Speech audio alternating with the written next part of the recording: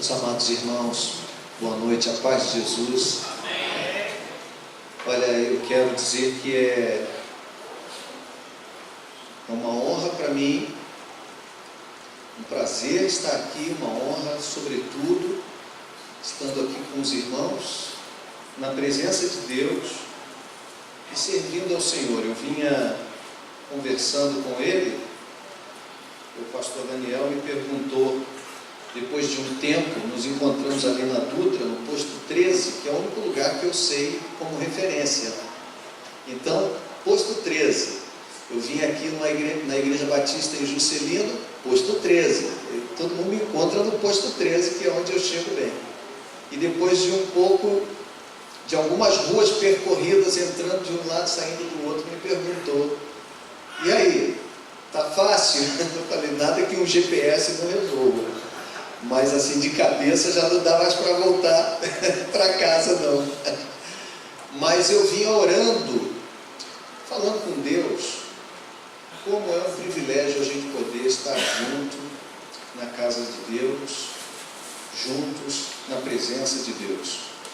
Não há, como dizia Charles Studd, um inglês do século XVIII, que era um desportista famoso de sua época, que herdou uma grande fortuna de seu pai e que abandonou a carreira do esporte e deu toda a sua fortuna para servir a Jesus como missionário na Índia, na China e em outras partes da Ásia. Studd dizia que se Jesus Cristo é Deus e Ele deu a sua vida por mim, nada que eu fizer por Ele será caro demais. Eu vinha pensando exatamente nisso. Não tem distância, né? Quando a gente quer servir a Deus e a gente entende tudo que Jesus fez por nós, qualquer sacrifício é pequeno demais diante de tudo que Ele fez. Eu queria compartilhar a palavra de Deus com os irmãos nessa noite, que está no livro de Neemias, no capítulo 4. E eu sei que o tema é sobre família. Eu queria que você abrisse a sua Bíblia. Nós vamos ler o texto bíblico, depois nós vamos orar.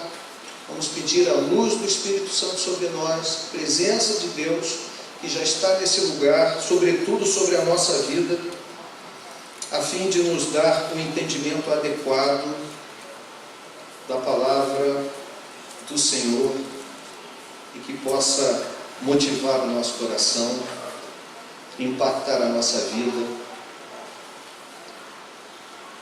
em nome de Jesus. Vou fazer a leitura com os irmãos, a partir do verso 1 do capítulo 4.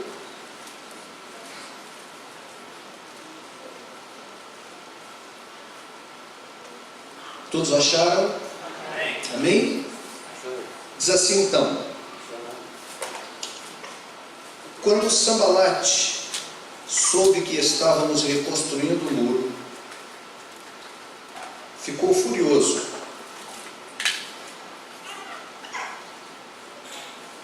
Indignou-se muito e zombou dos judeus. Então, diante de seus compatriotas e dos poderosos de Samaria, disse: o que esses fracos judeus estão fazendo? Será que vão se fortalecer? Irão oferecer sacrifícios? Acabarão a obra num só dia? Será que vão ressuscitar pedras de construção dos montes de entulho e de pedras queimadas? Tobias, o amonita, que estava ao seu lado, disse: mesmo que construam, uma só raposa derrubará esse muro de pedras. Ouve-nos, ó nosso Deus, pois somos tão desprezados, e faze recair sobre a cabeça deles o insulto que eles proferem. Faze também que eles sejam levados como despojo para uma terra de cativeiro. Não perdoes a maldade deles, nem apagues o pecado deles, pois te provocaram a ira diante dos construtores. Assim, construímos o muro até a metade da sua altura em toda a extensão, pois o povo se dedicou inteiramente ao trabalho. Mas quando Sambalate Tobias, os árabes, os amonitas e os homens de Asdod ouviram que a reconstrução dos muros de Jerusalém estava avançando e que as brechas começavam a se fechar, ficaram furiosos. Todos se reuniram para lutar contra Jerusalém e causar confusão. Nós, porém, oramos ao nosso Deus e colocamos guardas para proteger-nos deles de dia e de noite. O povo de Judá então começou a dizer: os carregadores estão perdendo as forças e ainda há muito entulho, não conseguiremos reconstruir o muro. E os nossos inimigos diziam: antes de saberem ou ouvirem qualquer coisa, estaremos no meio deles e os mataremos e acabaremos com as obras deles. Mas os judeus que moravam entre eles nos advertiram 10 vezes, dizendo: de todos os lugares onde moram virão e nos atacarão. Por isso coloquei o povo nos lugares mais baixos do muro e nos lugares abertos, distribuídos por famílias e armados com espadas, lanças e arcos. Depois de uma inspeção, eu disse aos nobres, aos oficiais e ao restante do povo: não os temais, lembrai-vos do Senhor grande e temível, e lutai por vossos irmãos, vossos filhos e filhas, vossas mulheres e vossas casas. Até aqui, vamos orar? Senhor nosso Deus e nosso Pai, nós louvamos o Teu nome nessa noite e pedimos que o Teu Espírito, que a tudo traz luz, assim como essa luz que ilumina esse lugar, esse templo nessa noite, e que nos favorece, nos permite enxergar todas as coisas, nós sabemos que a leitura desse texto, sem a luz de Teu Espírito, não terá produção, não terá sucesso. Mas nós invocamos a presença do Senhor sobre nós, sobre a nossa mente, sobre o nosso coração, de tal maneira que o Senhor nos ilumine a mente e faça com que esta palavra, uma vez compreendida, possa descer ao nosso coração e tornar-se uma verdade em nossas vidas, de tal maneira que nessa noite nós possamos sair daqui reflexivos acerca da Tua palavra, com a convicção que ela gerará em nossos corações. É assim que nós pedimos, é isso que desejamos, em nome de Jesus. Amém. Amém. Meus irmãos, a família é a mais antiga e a mais básica das instituições humanas. O primeiro projeto de Deus com Adão no Éden não estaria completo sem a instituição da conjugalidade, do casamento e da instituição, especificamente, da família. A família não é, portanto, uma construção de homens, mas é um projeto de Deus. A família é o berço de toda a civilização. Todos nascemos oriundos de alguma família. A família nos dá os primeiros e mais importantes ensinos da vida. A sociologia moderna afirma que a família é a célula-mãe da sociedade. Logo, uma família bem estruturada é sinônimo de uma sociedade melhor. A Bíblia acentua a importância da família como uma unidade espiritual e base do treinamento para o caráter adulto maduro. A Bíblia, descreve uma clara estrutura de treinamento para o caráter dos membros da família, que envolvem autoridade, pelo qual o marido, cabeça, conduz a esposa e ambos os pais conduzem os filhos, e mostra que esta é uma estrutura saudável. A Bíblia também demonstra que a família deve ser uma comunidade de ensino e aprendizado dos princípios de Deus e da piedade. Os filhos devem ser instruídos e encorajados a aprender e usar esses princípios como base para as suas vidas. Na Bíblia, encontramos exemplos de quão importante é a família para os seus componentes e para os projetos e propósitos de Deus. É a primeira família, oriunda de Adão e de Eva, que Deus dá o seu mandato cultural: crescer e multiplicar. É através da família de Noé que Deus irá repovoar o mundo após o dilúvio. É por meio da promessa de dar a Abraão um filho, fazendo assim com que aquele casal se tornasse uma família, que o Messias viria a abençoar todas as famílias da terra. Quando Deus instituiu a Páscoa no Egito, disse que o seu povo deveria se reunir em família para comê-la. Josué, depois de cumprir sua missão no fim de sua vida, deixa como legado ao povo israelita a célebre frase: eu e a minha casa serviremos ao Senhor. A igreja no Novo Testamento nasce dentro de contextos familiares e são instituídos nas casas.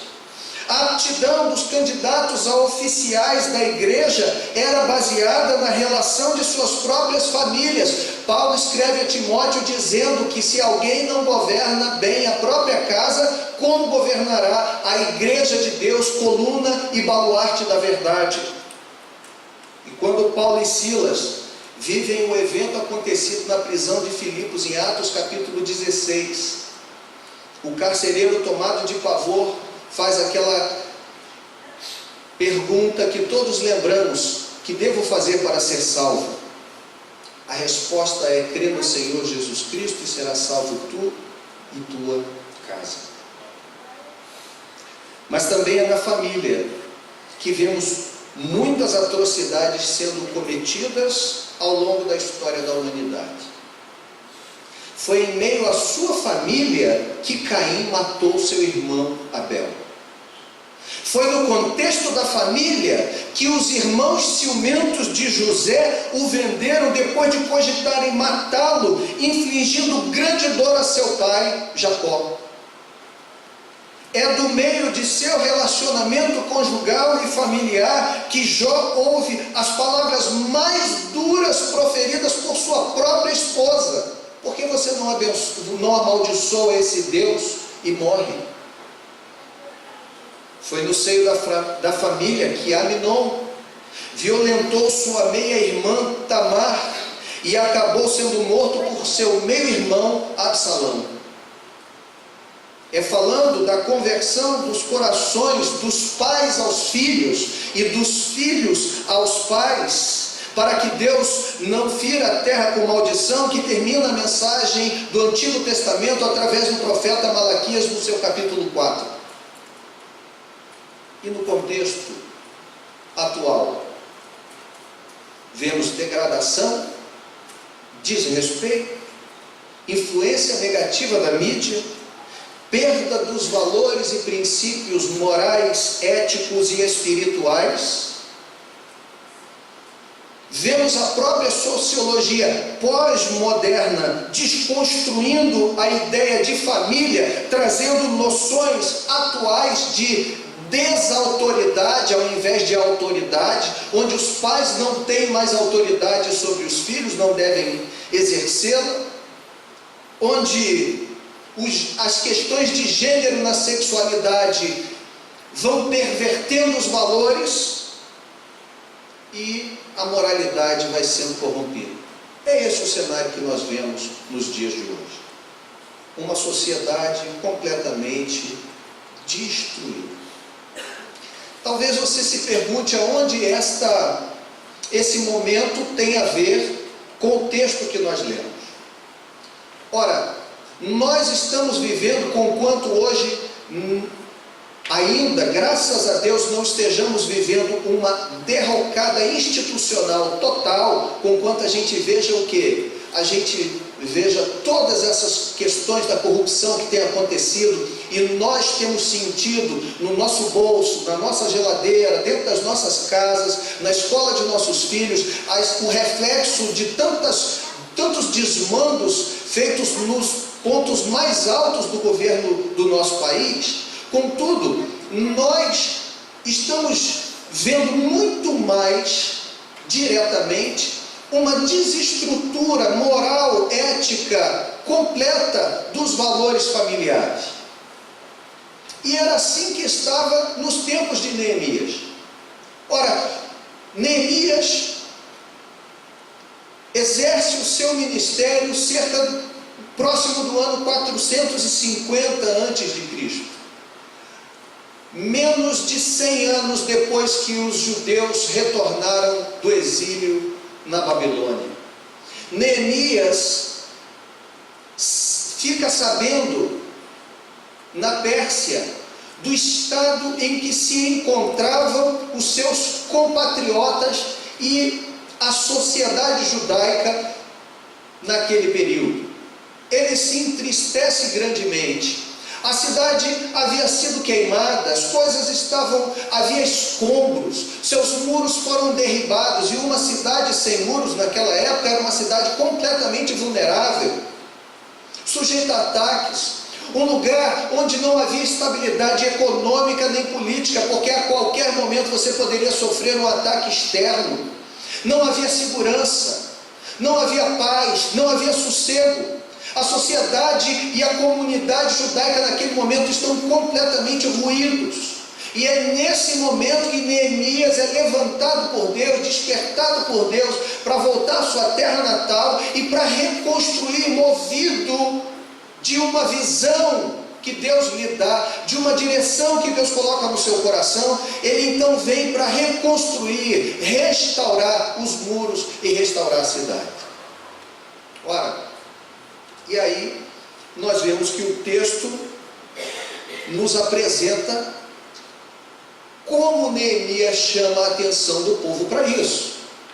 Obviamente, depois de toda a pesquisa que ele havia feito, de todo o início da obra, o texto que nós vimos e nós lemos em questão, é um texto em que depois da obra começada, eles começam a sofrer ataques, perseguições. Sambalate, Tobias, os de Asdod, os amonitas, aqueles povos circunvizinhos, particularmente pessoas que também agora haviam no passado pertencido ao reino do norte, e que agora, daquele povo chamado samaritano, o que existia era um povo miscigenado, que havia sido conquistado anteriormente pelo Império Assírio, e havia sofrido um caldeamento, chamado na teologia de caldeamento sucessivo.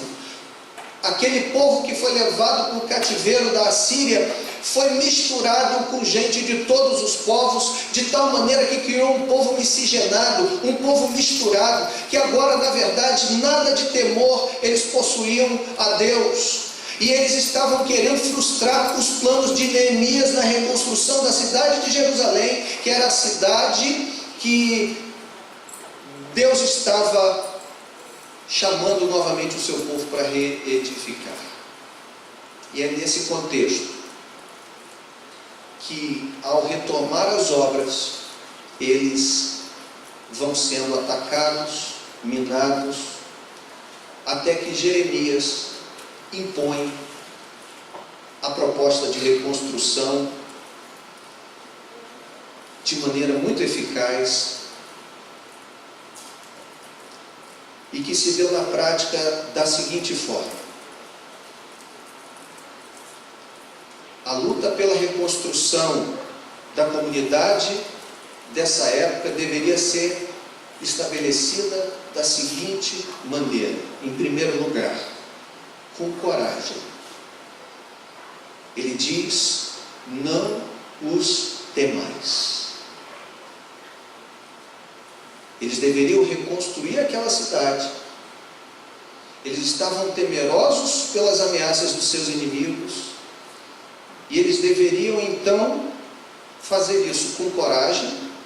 Não os temais. As ameaças, as adversidades, os desafios. Segundo, deveria ser realizada com confiança. Lembrai-vos do Senhor, grande e terrível. Eles não deveriam temer os inimigos e deveriam ter confiança, se lembrar de Deus, que já em outras ocasiões havia feito grandes coisas pelo seu povo. Lembrai-vos do Senhor, grande e terrível. É o Senhor que está conosco e por nós.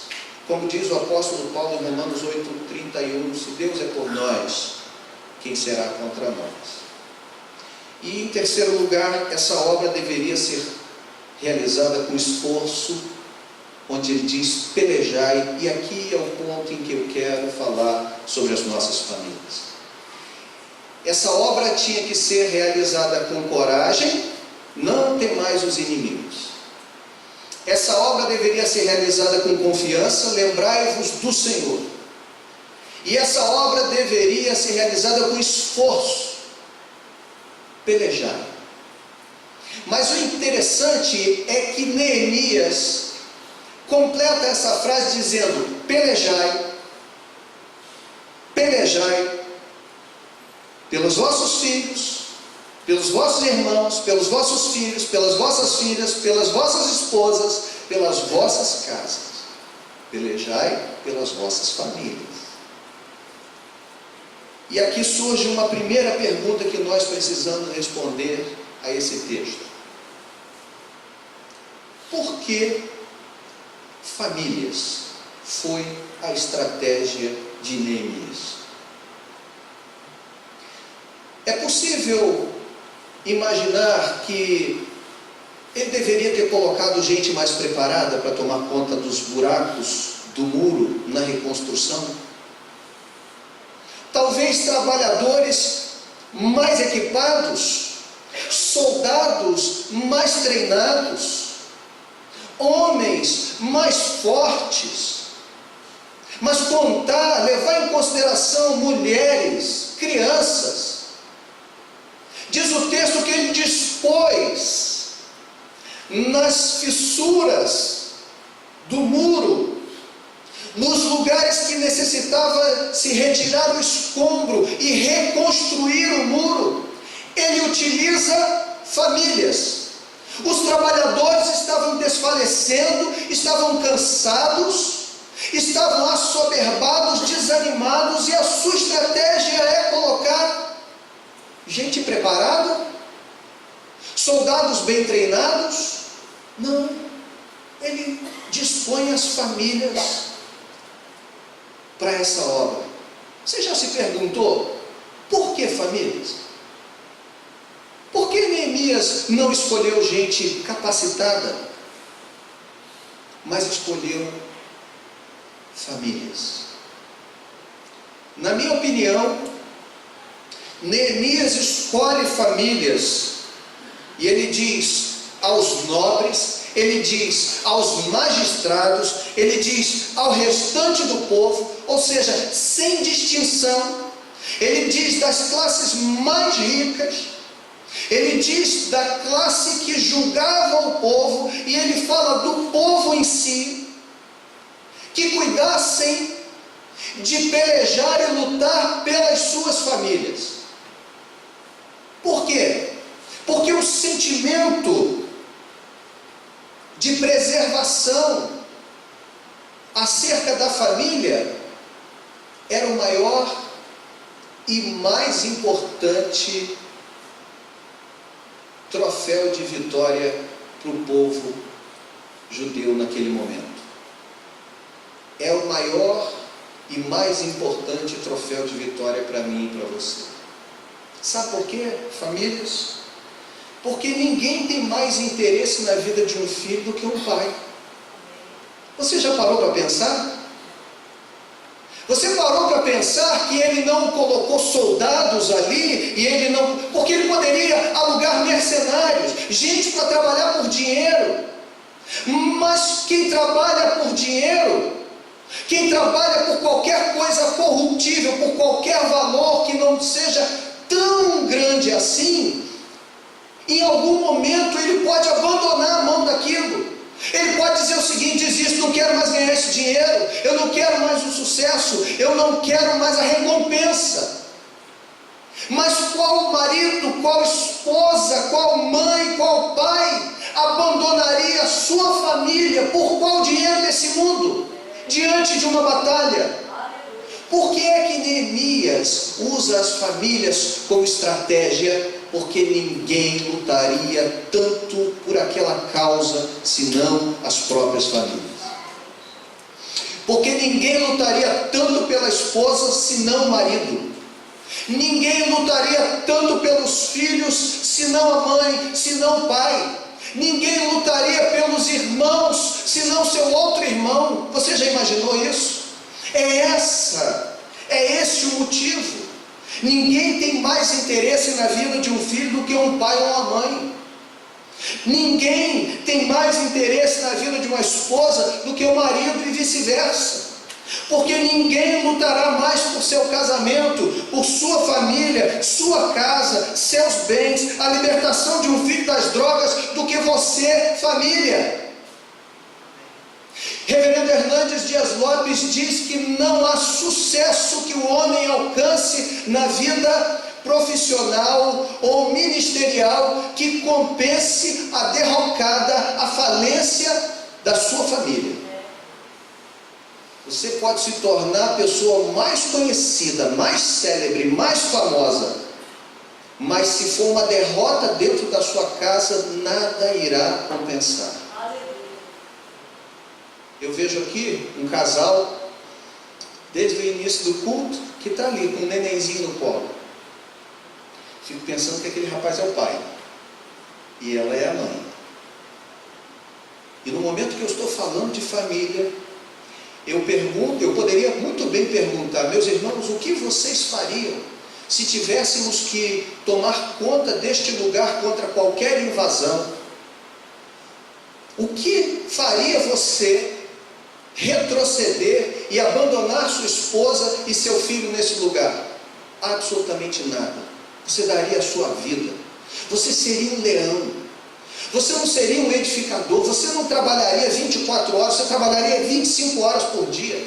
Você não lutaria como um soldado mercenário. Você daria o seu sangue e a sua vida por sua família. E é justamente por isso, porque ele coloca como estratégia a família. Simples, porque a família é o que há de mais precioso na vida da gente. Pelo menos é assim que deve ser. Vocês devem conhecer o movimento chamado Desperta Débora. Conhecem? Já ouviram falar? Mães que oram por seus filhos. E não só pelos seus, mas pelos filhos de todos.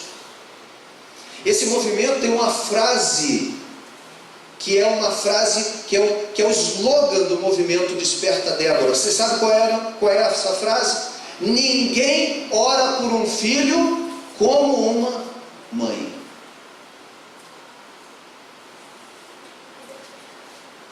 Quando nós vamos fazer visitas em presídio, e eu já trabalhei dentro de presídio dando aula há muito tempo, curso bíblico para presidiário, e já visitei algumas pessoas. Você às vezes não encontra mais os amigos, você não encontra mais a namorada, mas você encontra as esposas, você encontra as mães, e às vezes nem os pais, mas as mães estão sempre lá, as esposas estão lá, os filhos estão atrás de seus pais, porque não há nada mais precioso do que aquilo que Deus estabeleceu e instituiu, que é a família. Mas lembra agora que essa luta deveria ser lutada com esforço. É um engano de nossa parte nós pensarmos que nos dias de hoje, tal como nos dias de Neemias, a sociedade completamente destruída, desarrumada, desestruturada, nós vamos conseguir ter boas famílias, famílias organizadas, estruturadas, se não por muito esforço. E aí eu queria usar um exemplo com vocês. Hebreus capítulo 11, verso 7, a parte A, a metade do versículo. Eu queria que você abrisse lá, porque tem um exemplo maravilhoso naquele texto.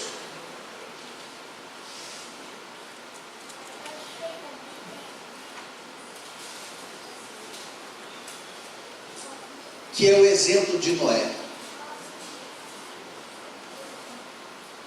Hebreus capítulo 11, verso 7.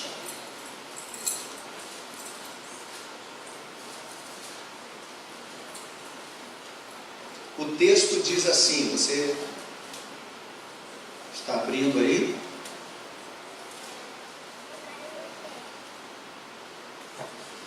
O texto diz: pela fé, estou lendo a Nova Versão Internacional, mas você praticamente, o sentido é o mesmo.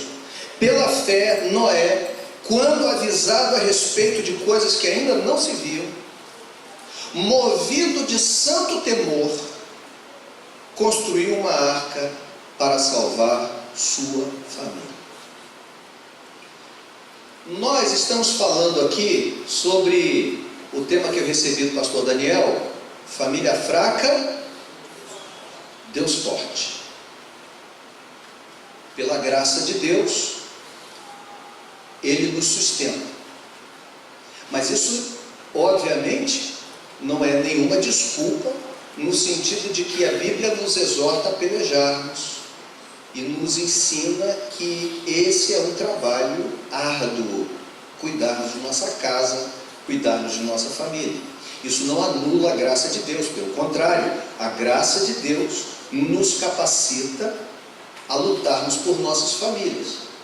E eu disse que essa luta que Neemias empreendeu em favor da reconstrução da sociedade judaica daquela época foi uma luta que necessitava de coragem, necessitava de confiança em Deus e necessitava de esforço. Eles deveriam pelejar pelas suas famílias. E agora eu quero usar aqui o exemplo de Noé, porque o texto que nós lemos diz que Noé, pela fé, sendo avisado de coisas que ainda não se viam, movido por santo temor, construiu uma arca para salvar sua família. Eu já perguntei várias vezes, dando aula de Antigo Testamento no seminário, para os meus alunos, qual foi a grande obra que Noé realizou? E todo mundo responde: construiu uma arca. Mas pelo texto de Hebreus, a grande obra que Noé realizou não foi a construção da arca, porque a arca foi o meio. O objetivo não era a construção da arca em si, o objetivo era salvar a sua família. E, diga-se passagem, dos demais animais. Porque você entenda aqui comigo, o ministério de Noé foi construir a arca. Se o mundo tivesse acabado, se Deus falasse assim: Noé, eu vou acabar tudo com fogo, tinha sentido construir uma arca? Não. Noé, eu vou acabar tudo com fogo, mas você vai preservar a sua família. Não fazia sentido construir uma arca. A arca passou a fazer sentido no momento em que Deus diz: eu vou acabar com a humanidade, mas você vai preservar a sua família. Eu vou acabar por meio da água. Então você vai construir um navio, um barco, uma arca. Logo, o texto de Hebreus que nós lemos diz que tudo isso que Noé fez tinha um único objetivo. Qual é o objetivo? Salvar a sua família. Agora eu pergunto a você, imagina comigo, um pouquinho, um navio de cerca de 150 metros de comprimento, 25 de largura, 15 de altura. Se o côvado tivesse 50 centímetros, se tivesse 45, 135 metros por 22,5 por 13,5 de altura. Aproximadamente um navio de 40 mil toneladas de deslocamento. Você sabe o que é isso? O Titanic. A mesma capacidade do Titanic. cerca de 10 mil metros quadrados. 10 mil metros quadrados de área útil construída. 3 pavimentos de mais de 3.500 metros quadrados. Mais ou menos 100 anos para construir aquele negócio. Construído de uma madeira resinosa que tinha que ser à prova d'água. E tinha que ter sido construído de tal maneira que resistisse às pressões, torções, para que não emborcasse, não afundasse e não quebrasse, por causa da quantidade de peso que carregava. E tinha que ter sido construído de tal forma que se preservasse literalmente por mais de um ano dentro da água, porque eu não sei se você sabe, mas se você pegar todos os relatos bíblicos, você vai perceber e fizer as contas direitinho, que 40 dias e 40 noites são que a água desceu e subiu. A água que veio de cima e a água que veio de baixo. O texto diz: abriram-se as janelas dos céus e as comportas do abismo. Se vocês depois tiverem curiosidade, vocês podem ver, procurar no YouTube, que existe uma palestra de um cristão chamado Adalto Lourenço. Ele é físico, é um cientista, e ele fala sobre isso. Muito bom, você bota assim, o dilúvio de Adalto Lourenço, e você vai saber tudo sobre o dilúvio. E ao todo foram 377 dias dentro daquela arca. Você sabia? Você só pensa que são 40 dias e 40 noites. Mas desde o momento que eles entram, a arca fecha, começa a chover, ao ponto que ela desloca da terra, ao ponto que ela recebe água de cima, de baixo, até aquela água escoar, descer, e até o dia que abre a porta, são 377 dias, mais de um ano dentro daquele negócio. Você sabe o que é isso? Você imagina o esforço que esse homem teve para salvar sua família e salvar as famílias de animais? Você imagina que esse trabalho durou quase um século? Vocês pensam quanto dinheiro Noé gastou com isso? Ou será que ele que cortou todas as toras de madeira e em algum momento não contratou ninguém? Imagina cortar essa madeira, escolher a madeira adequada, cortar as peças adequadas, tirar as árvores, cortar as toras, aparelhá-las, cortá-las na medida certa, fazer os encaixes, colocar a resina. Você imagina o trabalho que esse homem teve? E nós queremos ter famílias fortes sem termos trabalho. Nós queremos ter famílias fortes sem pelejarmos, sem lutarmos, sem entendermos que sem esforço isso não será possível.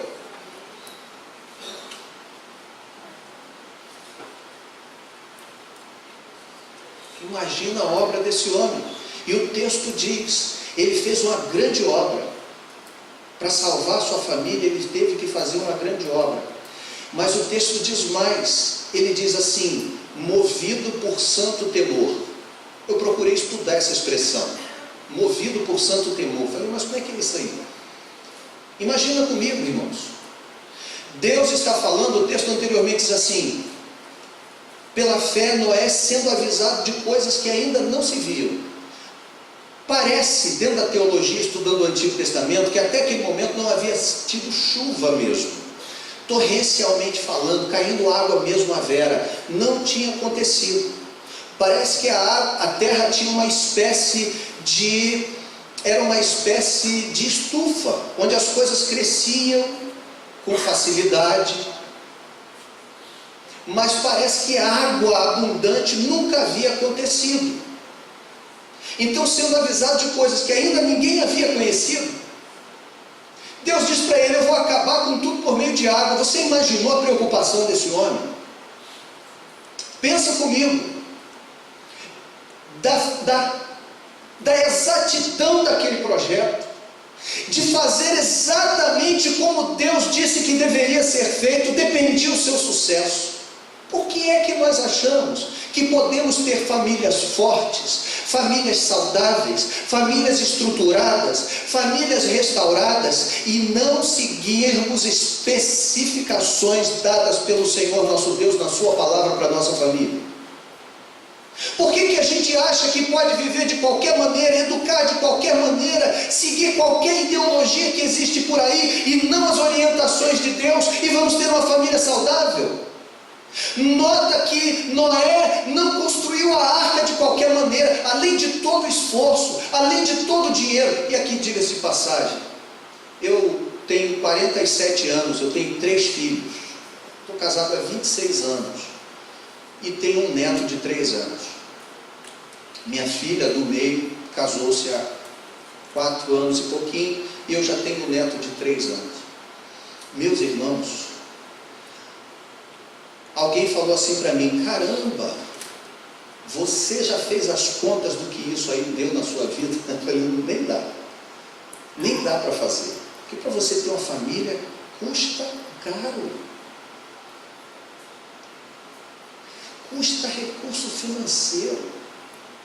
Para você ter uma família saudável, custa a sua preocupação natural e espiritual. Custa orar pelos filhos, custa orar pela esposa, custa orar pelo casamento da filha. Está lá os 4 anos, mas já passou daquela crisezinha dos 2 primeiros anos. E aí pergunta: pai, é assim, não é? Como é que é? Mãe, me ajuda. E você ora, e você pede a Deus para dar orientação a ela, ao marido. E aí as coisas acontecem, é preocupação, é noite sem dormir, é o caçula de 15 anos que começa agora a querer ir para a praia, sair com os amigos. Quem são os amigos? Com quem ele anda? Mas tem gente que larga para lá, deixa para lá e acha que vai ter uma família saudável, sem oração, sem preocupação com os filhos. Como é que nós vamos ter esse investimento? Noé investiu muito da sua vida, tempo da sua vida, sua saúde, suas forças, seus recursos. Por que é que nós não vamos? Movido de santo temor, eu penso que Noé devia ter um pavor. Santo temor é pouco. Porque quando Deus falou para ele o projeto, ele deve ter pensado: meu Deus, eu nunca fiz esse negócio na minha vida. Você já pensou? Ele não fez arquitetura naval, engenharia naval, ele não fez engenharia de projeto, ele não sabe nada de física. Ponto de tensão, de torção, como é que vai fazer um negócio desse? Se ele não segue à risca o que Deus falou, aquilo tinha quebrado, aquilo tinha apodrecido, aquilo tinha afundado. Agora imagina a nossa casa. Nós queremos cuidar de nossos filhos. Eu estava dizendo na minha igreja esses dias, pegamos o texto bíblico que diz: ensina o jovem, o mancebo, a criança no caminho que deve andar, e ainda quando crescer não se desviará dele. O que mais nós vemos são pais ensinando o caminho, não ensinando no caminho. Tem uma diferença muito grande. Ensinar o caminho é dizer para onde o filho deve ir, ou para quem quer que seja deve ir, sem contudo você não ter nenhuma responsabilidade em andar naquele mesmo lugar. Como dizia meu pai quando eu era criança, ele se dizia ateu, e ele dizia: faça o que eu falo, mas não faça o que eu faço. Deixa eu falar uma coisa para você. Pega essa criancinha que está aí do seu lado e pergunta para ela se isso funciona. Pergunta ao seu filho se funciona isso. Faz o que eu falo, mas não faça o que eu faço. Sabe o que vai acontecer? Eles vão fazer exatamente isso. Me lembro meu pai era alcoólatra. Meu pai bebia 2 litros de uísque ou de bebida destilada, uísque, cachaça, o que fosse, por dia, todos os dias. Ele foi um funcionário público federal, tinha uma boa situação de vida, então ele podia pagar isso. Conquanto pagando isso daí, nós que não tínhamos a menor necessidade, passávamos necessidade. Nós passávamos necessidade que muita gente sem recurso passa por causa do vício do meu pai, jogo e bebida. E aí ele tinha uma rede na sala que ele ficava deitado se balançando com uma caneca cheia de gelo e uísque. E acendia um cigarro, pedia para a gente ir jogar fora.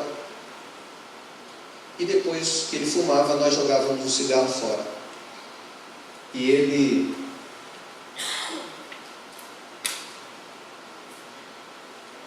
nos ensinou isso sem querer. Não admitia que nós bebêssemos nem que fumássemos. Mas sabe qual era a nossa brincadeira? Enquanto crianças pequenas ainda, nós sentávamos na sala, eu e meu irmão, cada um com uma caneca cheia d'água e gelo, e fumando palito de fósforo, fingindo que estava fumando, porque era isso que a gente via do nosso pai.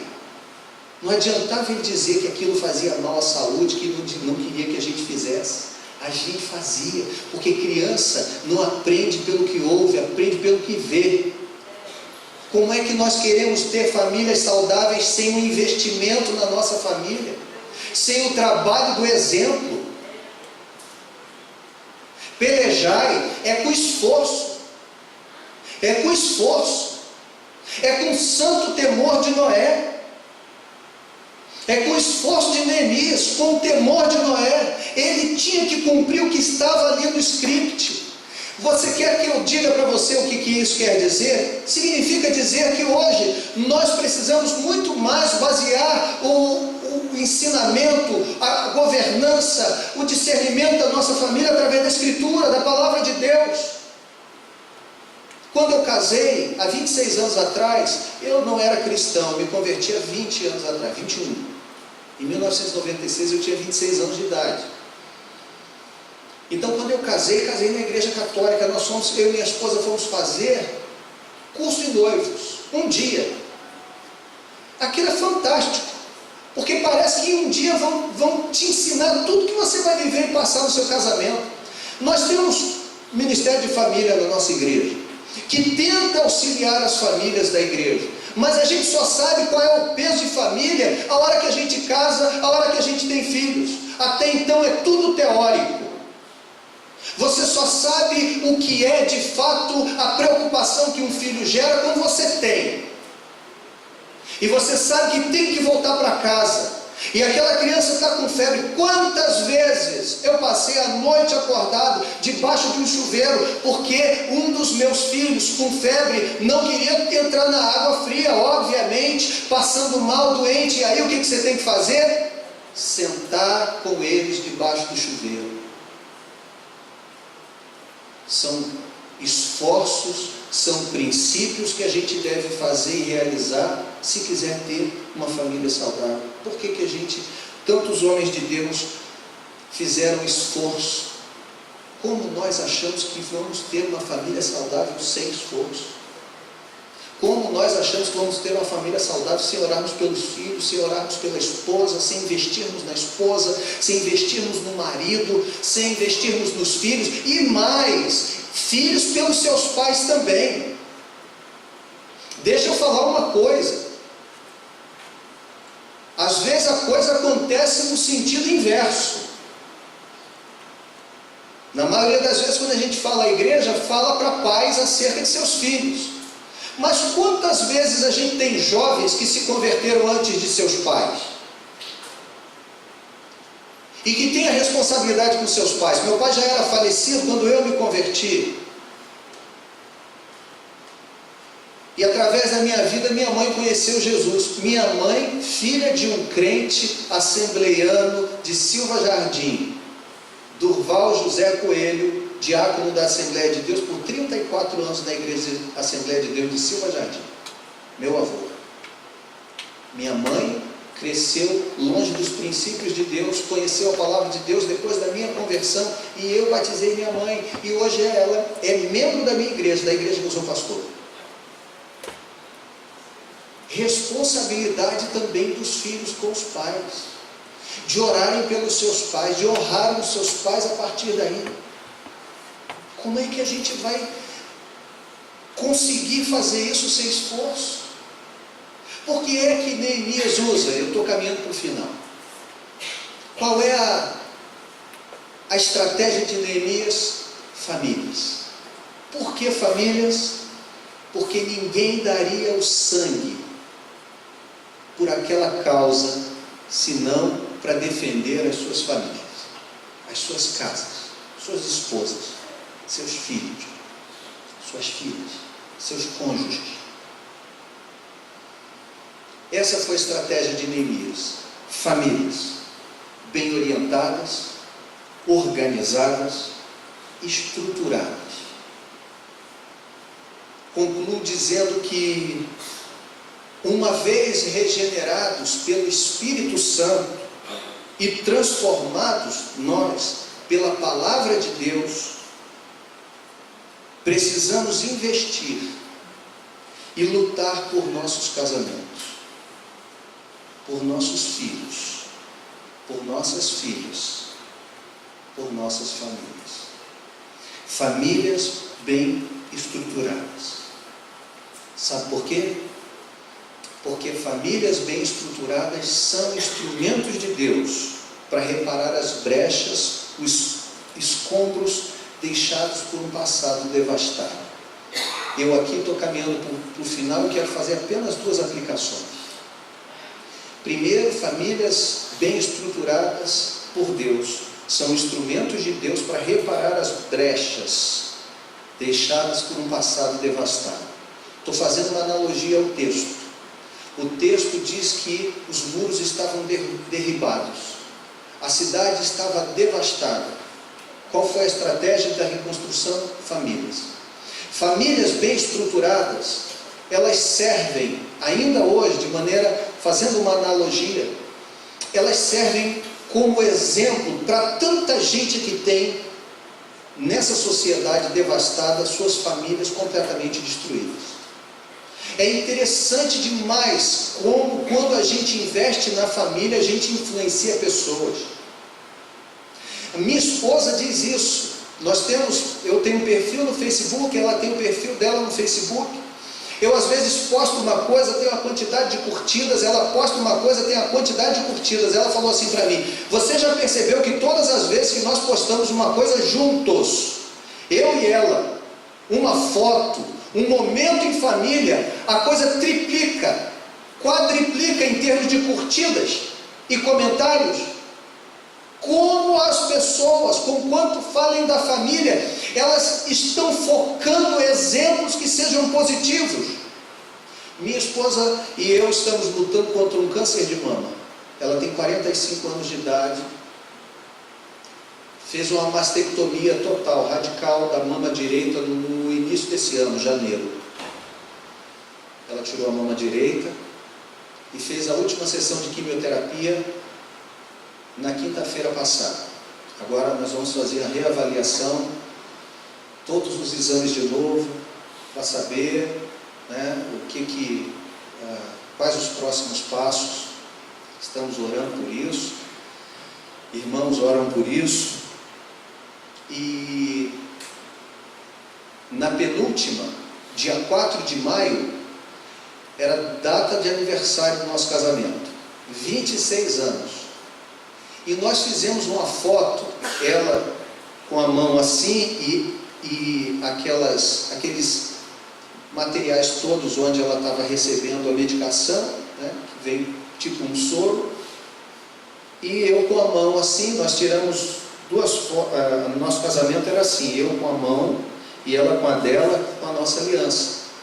E nós 26 anos depois tiramos a mesma foto, lá no lugar da quimioterapia, e ela com a mãozinha com aqueles negócios na mão, e botamos a foto de 25 anos atrás, e botamos a foto de 25 anos, e botamos assim, na saúde, bem como na doença.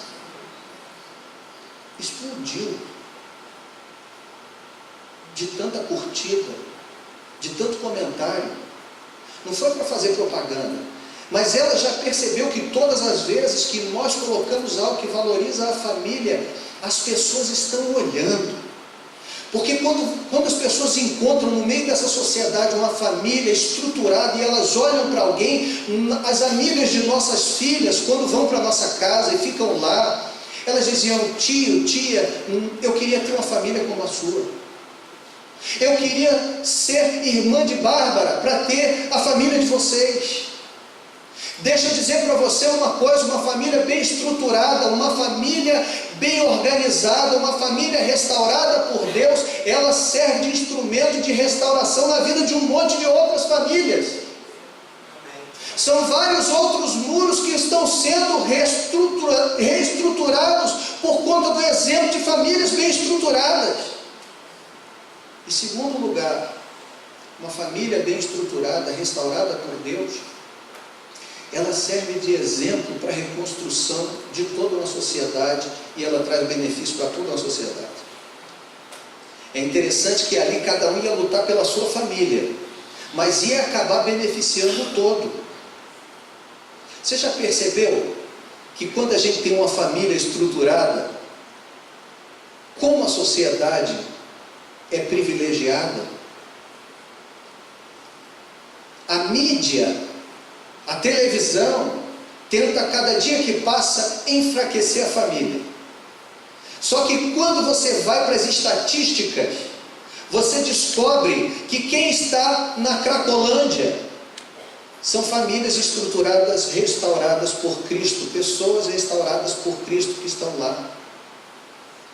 Quando você vê gente crescendo com uma estrutura emocional saudável e casamentos saudáveis, você vai ver, é gente que foi restaurada, reestruturada pela obra de Jesus Cristo.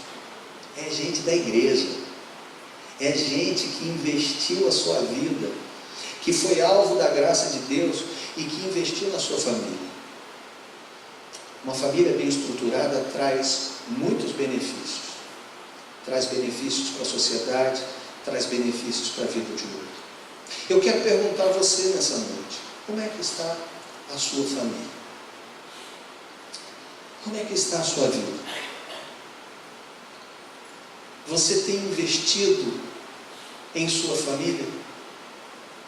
Eu estou falando aqui com vocês. Eu estava ontem à noite eu dei aula, domingo à noite eu estava pregando uma igreja em Niterói, não na minha,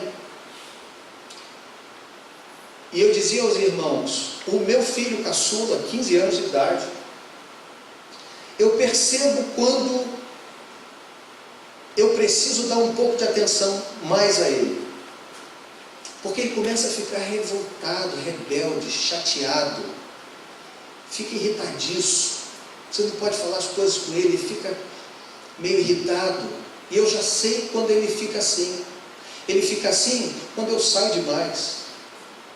Passei uma semana praticamente fora de casa, com a semana teológica, de manhã à noite. Chegava em casa, ele acordava para ir para o colégio 6h20 da manhã, e eu saía de casa às 7.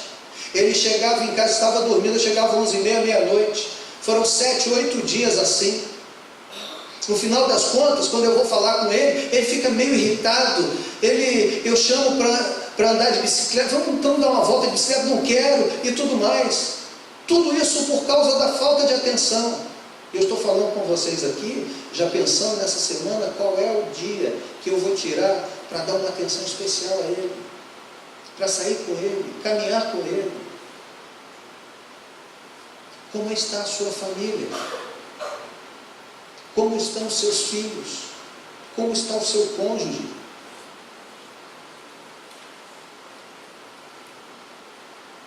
Será que você, nessa noite, precisa receber de Deus algo que mobilize você, que te chame a atenção, que faça você lutar por sua família? Vamos orar. Feche os seus olhos, curve sua cabeça. Senhor Jesus, nós louvamos o Teu nome, porque vimos no Senhor o exemplo de alguém que honrou a sua família. Sua palavra diz que sendo Deus, não deixou de ser Deus, mas abriu mão de algumas prerrogativas divinas para se tornar homem, e nessa condição submeteu-se a seus pais, os honrou, e naquele dia ainda na cruz preocupava-se com Maria sua mãe, e disse a seu discípulo João: eis aí a tua mãe, e disse a Maria: eis aí o teu filho. Nós precisamos, ó Deus, da tua graça sobre nós, porque nessa mesma hora em que nós estamos orando, nós estamos aqui nos lembrando talvez de como nós temos sido faltosos com a nossa casa, de como nós temos sido desonrosos com nossos pais, de como nós não temos investido tudo o que devemos investir em favor de nossas famílias. Mas nós cremos que a sua palavra, Senhor, ela vem nessa noite sobre nós para nos trazer luz e nos incentivar novamente. Portanto, eu quero colocar a minha vida e a vida dos meus irmãos nessa noite diante do Senhor, e pedir a Ti, Senhor, em nome de Jesus, que o Senhor nos fortaleça, que o Senhor nos desperte, que o Senhor abra dentro de nós, no nosso coração, novamente o temor e o esforço, o investimento necessário em nossas famílias. Nós oramos pelas nossas casas, nós oramos agora pelas famílias desta igreja, por maridos feridos, por esposas feridas, por filhos feridos. Nós pedimos que haja restauração. Nós pedimos, como as palavras do Senhor através de Malaquias, que haja conversão do coração dos filhos aos pais e dos pais aos filhos. Que neste lugar se levante, como disse o pastor Daniel, há alguns anos, há 4 anos que essa igreja vem entendendo o valor que existe nas famílias. Senhor, que o Senhor vá levantando famílias fortes, famílias estruturadas, famílias organizadas, famílias restauradas no poder do Teu Espírito Santo neste lugar, e que possam influenciar essas redondezas, e que possam influenciar, ó Deus, toda uma sociedade e uma comunidade, ó Deus, que está completamente perdida sem o Senhor, mas que pode olhar para o testemunho, para o exemplo de tantas famílias deste lugar. Ó Deus, faz assim, Senhor, para a glória do Teu nome, no nome santo de Jesus. Amém e amém. Que Deus abençoe vocês, irmãos. Eu agradeço a Deus pela oportunidade de estar aqui com vocês. Passo a palavra ao pastor Daniel. Se meu avôzinho estivesse vivo, ele ia ficar feliz da vida, sabendo que eu estava pregando uma igreja Assembleia de Deus. Quando ele soube da minha conversão, eu o levava para Silva Jardim, já nos últimos momentos da sua vida. Ele foi fazer uma cirurgia de catarata, e eu o levava para casa. Minha mãe falou: você leva seu avô? Eu falei: claro. Aí estava levando ele no carro, e ele, como um bom pentecostal, perguntou assim para mim: meu filho, você se converteu mesmo? E eu contei para ele a história, e ele, quietinho no banco do carona, glorificava a Deus e falava em mistério. E aí eu falava: sim, vô, sim. E ele falou: você está no seminário? Eu falei: estou, vô, estou estudando. Deus está me chamando, e eu vou responder para ele positivamente. E aí ele falava, mais uma vez glorificava a Deus, e mais uma vez falava em mistério, quietinho ali na dele, um homem de Deus. Muito obrigado, que Deus abençoe os irmãos.